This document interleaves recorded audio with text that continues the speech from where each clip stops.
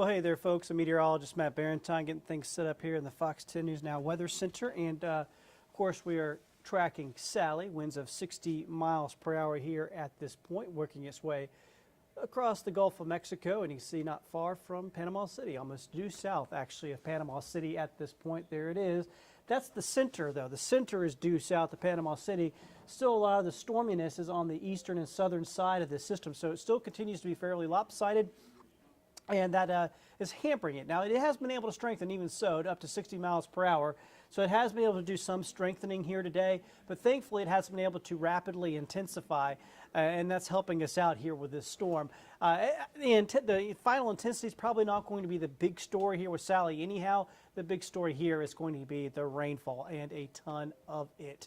All right, so let's look in at the radar. Here's what, look at all this rain already this thing is producing, but once again, the center is here. There's Panama City, so the center is right here, and all the rain is pretty much on the east and south side of this thing, so very lopsided system. Now, we are managed to get a few little scattered showers out there right now. You can see those coming on in. These are sort of the outer rain bands here that are starting to move through our area. I'm actually kind of in the way here, so I'll move this out like this. There's Fort Walton Beach, Destin getting a good storm right now. Got a good one here around Crestview.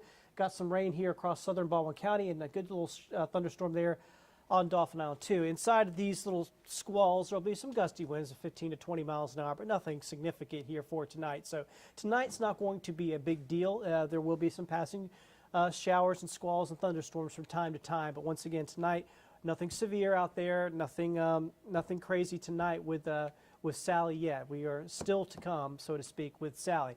So what are the alerts that we have right now? Well, we have a tropical storm warning. It's in this yellow that goes all the way through the Panhandle of Florida into Mobile and Baldwin counties, Jackson County, Mississippi.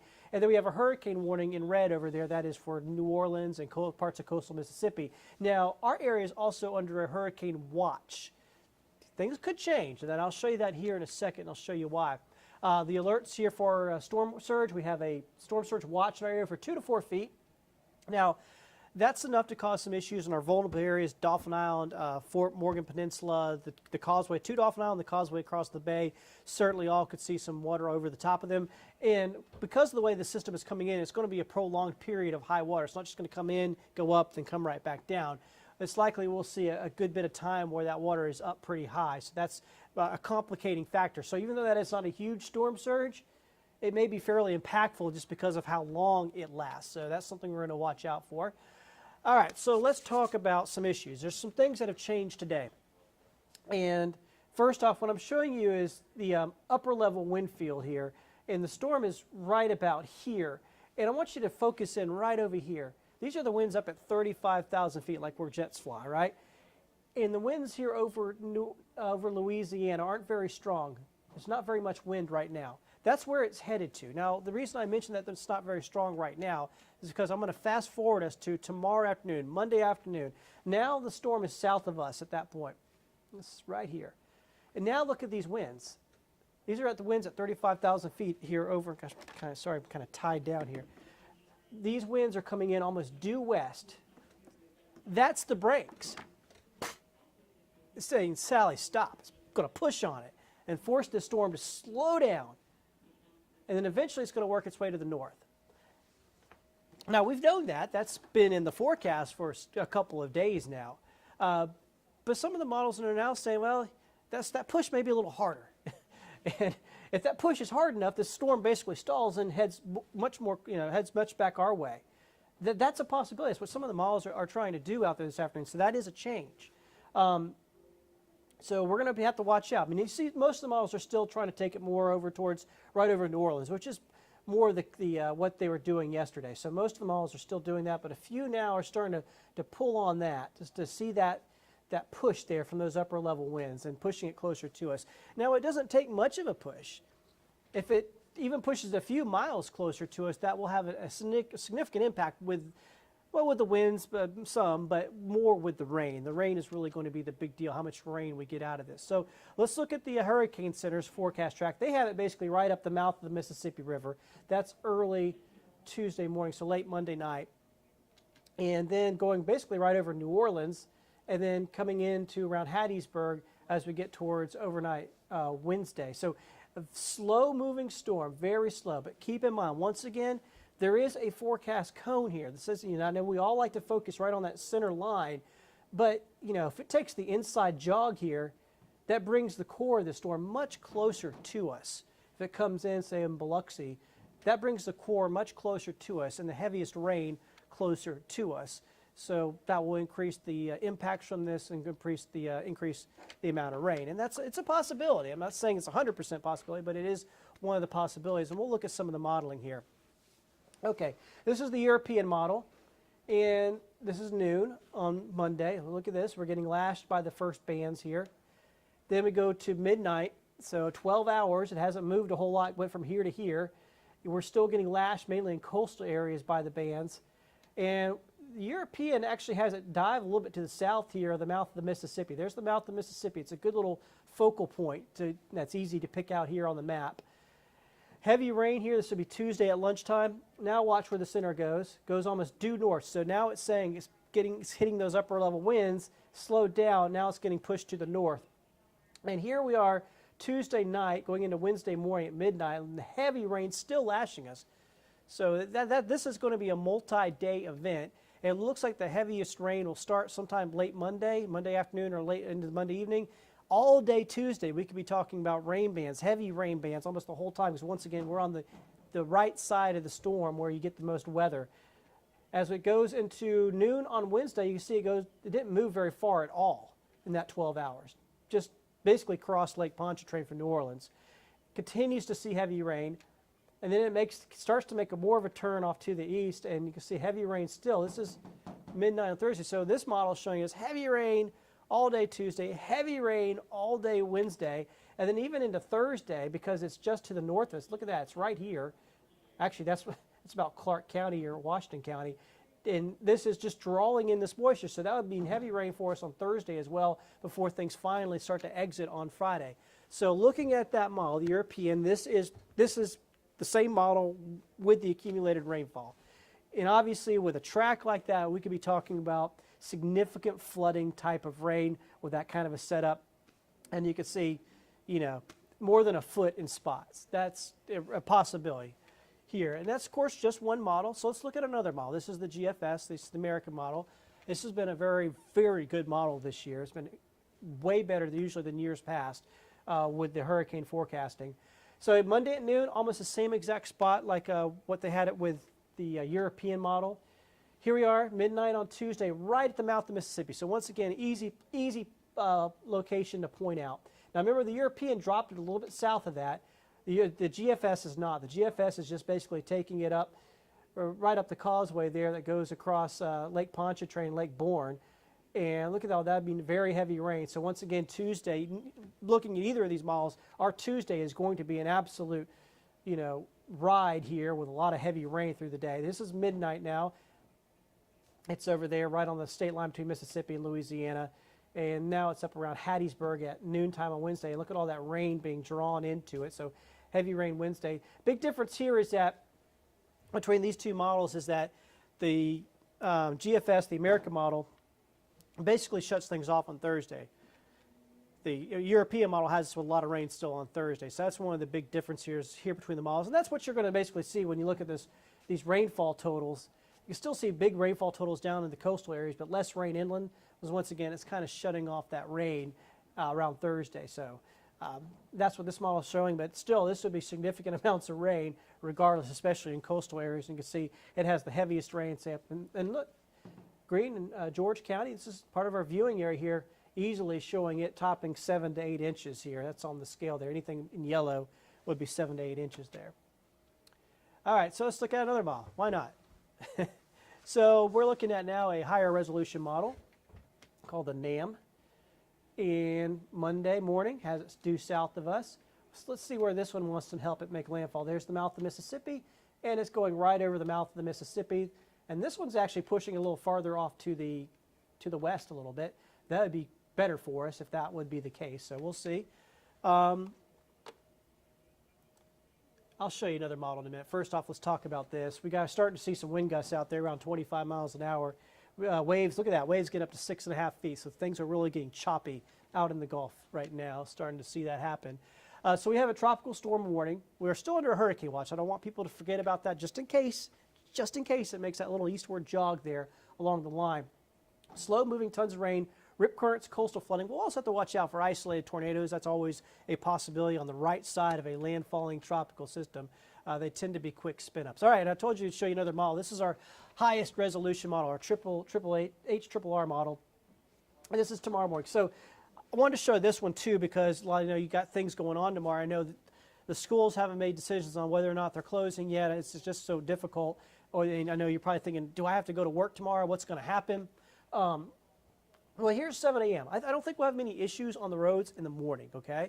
It's still south of us at that point. There could be a few squalls coming through here and there, but we should be okay for the first part of the morning. But that'll change. Probably around lunchtime, we'll start, especially in coastal areas, really start seeing some of these bands come in.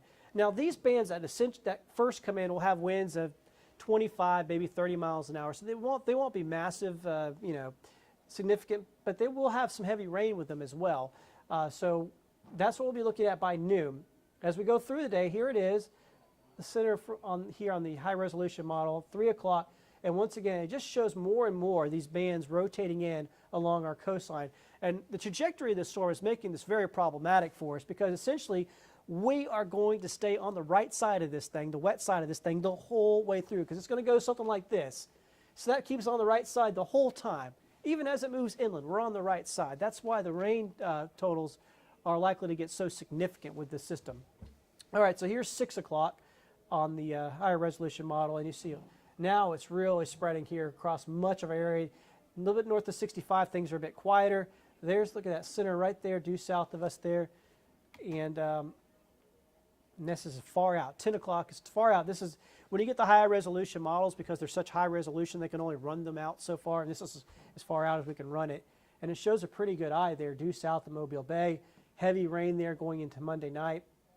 So I can't run this one out far enough to see where this model thinks it'll make landfall at this point. So, but you can see it's going to be a wet Monday, starting at the coastal areas around lunchtime, and then working its way on in. So, and by later in the day, pretty much all along I-10. Now, if you're north of into our inland counties, you'll see less. Now, it doesn't mean you won't see a few storms wrapping around that this model's not picking up, but you just won't see the this. You won't see the big rain bands that are basically stuck with you most of the day. So. Whew, a lot going on, guys. So Monday, Tuesday, Wednesday, pretty much going to be washouts, okay? We're looking at very heavy rain all the way through. And then Thursday and Friday, once again, that's the big difference in the models. Like, when does exactly the rain get out? I'll still keep some rain chances in there. Hopefully it won't be as heavy by then. And things will start to improve. I'm going to go right back to the beginning. I know a lot of folks have joined. For everybody that's here on Facebook, sorry, kind of stuck on my tracks here. If everybody's joined on Facebook, do appreciate it.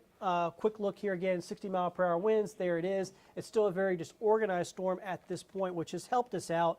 I was really glad to see this today, that it hasn't been able to get itself stacked. I talk about this a lot here on Facebook.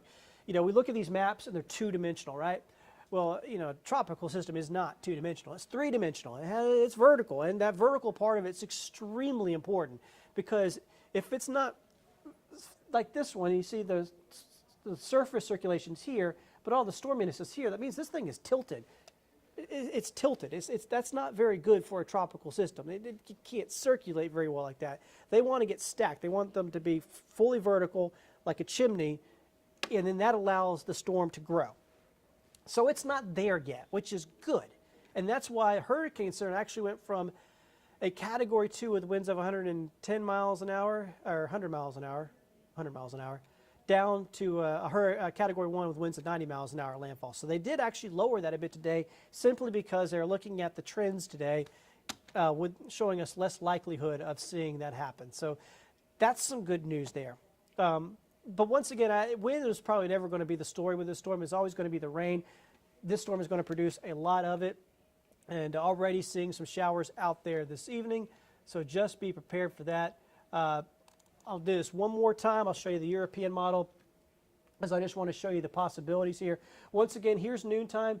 We're seeing those first bands working their way along the coastline. So the morning, for a little while, it'll probably be okay. And then as the morning goes along, as we get towards lunchtime or Monday, things will pick up. Heavy rain. There's the spin right there, due south of us. And then continue to be on the right side. That's the problem here is the trajectory of this storm, the path it's taking. We are on the right side the whole time, and it's slow. I mean, by this time Monday night here, it's getting close to midnight there on the model, it's going to be about at walking speed. It's running into a wall of upper level winds that are pushing back against it. So it's slowing down. And if those winds are strong enough, it might be able to push it, even nudge it back a little bit more to the east. And that's one of the things we're going to be watching out for. Certainly we're going to see heavy rain one way or the other, because the other thing those upper level winds are going to do is it's going to help to keep this thing a bit lopsided and keep all the heavy rain on the east side of the system, right where we are. And it's going to continue to go, now it's going to go north. This is Wednesday at midnight.